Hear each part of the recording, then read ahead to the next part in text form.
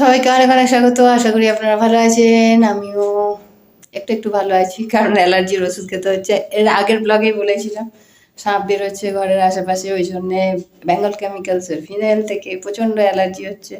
তা আপাতত দিনের বেলায় জানলা দরজা বন্ধ থাকে ঠিকই, কিন্তু বিকেল হওয়ার পর জানলা দরজা বন্ধ রাখা সম্ভব হয় না, কারণ এত গুমোট একটা গরম।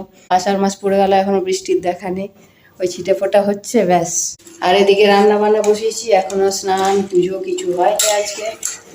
আর শরীরটা ভালো নেই, সেই একটা ড্রসি ব্যাপার থাকে অ্যালার্জির ওষুধ খেলে, সেই ঘুমের একটা ঘোরের মধ্যে যেন থাকি, কোনো কাজে এনার্জি থাকে না।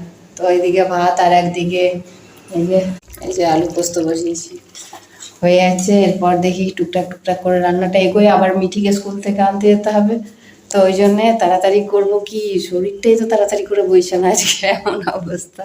তো বানাচ্ছি কাঁকরোলের, এই যে কাঁকরোলের কোপ্তা। এই কাঁকরোলগুলোকে একটু গরম জলে ভাপিয়ে নিয়েছি, তো ওই জন্য কাঁকরোলের কোপ্তা। আর এর বীজগুলো ভিতর থেকে বার করে আলুর সাথে একবারে সেদ্ধ করে নিয়েছি, আর এগুলো বয়েল করা আছে। তো এবারের পুরগুলো ভরে ভরে সুন্দর করে একটা বেসনের ব্যাটার বানিয়ে তেলে ছেঁকে নেব। তো এইভাবেও ভালো লাগে, শুধু ভাজা খেতেও ভালো লাগে ওটাও। এই যে এই সবগুলো পুর ভরে নিয়ে এবার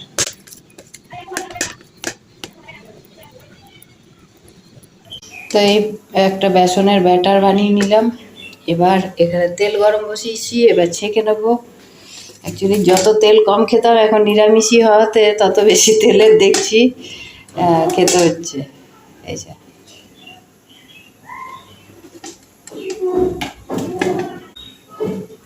সুন্দর, তো কি সাইজ হলো ফুলে গিয়ে। বেশি তেল দিয়ে ছাঁকলে বেটার হতো না, আমি বেশি এমনি তেল ভয় পাই, আমার তেল ভালো লাগে না, খেতেও ভালো নেহাত না খেলেই নয় তাই। আর এখানে হচ্ছে ভাত, রইল বাকি আর দুটো। এই দুটো হয়ে যায়, তারপর হলো কাঁকরোলের বড়া ভাজা। কত বড় সাইজে হয়েছে দেখুন। তো এই চারটে, আমাদের মা মেয়ে দুটো দুটো করে, অনেক বড় সাইজে, দুটোর বেশি খাওয়াও সম্ভব না, ওই জন্য চারটেই বানালাম। তো রান্না বান্না কমপ্লিট করে রেডি হলাম, রেডি হয়ে এখন যাচ্ছি। এখন বাজে এই যে দেড়টা বাজে। এবার বেরোচ্ছি, মিঠিকে নিয়ে আসি। আর বাইরে যা ঠাঠা রোদ, ওরে বাবা, কিছু করার নেই, এখন যাই তাড়াতাড়ি। ওকে দেখি নিয়ে আসার সময় একটা দই নিয়ে চলে আসবো। প্রচণ্ড গরম, ব্যবসা গরম, বৃষ্টি কখন হবে কি জানি। চলে এসছি মিঠির স্কুলে। এই যে গরম, তার মধ্যে ছাতাও আনতে ভুলে গেছি। এখন যাই ঘরে। ছুটি, আইসক্রিম খেতে খেতে মা মেয়েটা এখন ঘর যাচ্ছি। এখানটা গাছের ছায়া, বেশ আরাম লাগছে। রোদের তেজ নেই, কিন্তু গরম, ভ্যাপসা গরম একটা আছে। বৃষ্টি হবে বোধহয় বিকেলে। তো চলো এবার অটো টোটোতে ধরি, আইসক্রিম খেতে খেতে বাড়ি। জল জিরা খাবো, ঠান্ডা গরম লাগছে এত বেশি। একটা দই নিয়ে এলাম, আর একটু পনির নিয়ে এসেছি। মিঠিকে একটু পনিরের পকোড়া করে দিই ঝটপট, তার আগে এটা খেয়ে নিই। মানে প্রচণ্ড উদ্ভট ভ্যাপসা গরম, বাইরে টিকে থাকা যাচ্ছে না, মানে ফ্যানের হাওয়াটাও গায়ে লাগছে না, এত ভ্যাপসা। মনে হচ্ছে বিকেলে বৃষ্টি হবে, আর আবার স্নান করতে হবে, এখন পারা যাচ্ছে না। তো এই তো অবস্থা, ঘেরমে নেই, এক কাণ্ড।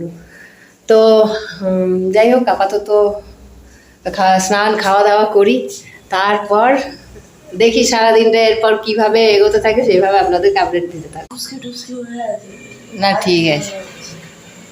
হ্যাঁ, মিঠি এখন প্রায় 8:20 বাজে। ও গোপালকে নিজে উঠলাম 2 মিনিট আগে। ও লাড্ডুকে এখন ঘুম পাড়িয়ে তারপর কি করবো বলো। লাড্ডুকে ঘুম পাড়িয়ে দাও, লাড্ডুর তো মুখ দেখানো যাবে না। হ্যাঁ, আগে ওর জামা প্যান্ট চেঞ্জ করিয়ে নাও। ইয়েলোটা পরিয়ে দে। আচ্ছা, যেটা ইচ্ছে হচ্ছে সেটা পরা।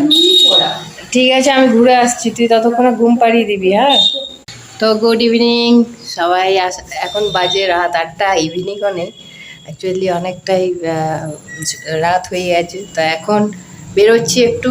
আর দুপুরবেলা আর ব্লগ কন্টিনিউ করতে পারিনি, কারণ প্রচুর গরমে অস্বস্তি লাগছিল, রেস্ট করেছি। আর এখন মোটামুটি মিঠি বলছে একটু তরকা রুটি খাবে, ওই জন্য একটু তরকা কিনতে, তরকার ডাল ভেজানো থাকলে তো করিয়ে নিতে পারতাম, আনাও নেই। তো ভাবলাম তরকাটা বাইরের থেকে কিনে নিয়ে আসি, সাথে রুটিও কিনে নেবো। আমি তো রাত্রে রুটি খাবো না, মিঠি, তো ওর জন্য রুটি আর তরকা কিনে নিয়ে আসি, আর সাথে টুকটাক কেনারও আছে গ্রোসারি জিনিস, সেগুলো টুকটাক নিয়ে আসি। তো ওই জন্য এখন বের হচ্ছি রেডি হয়ে।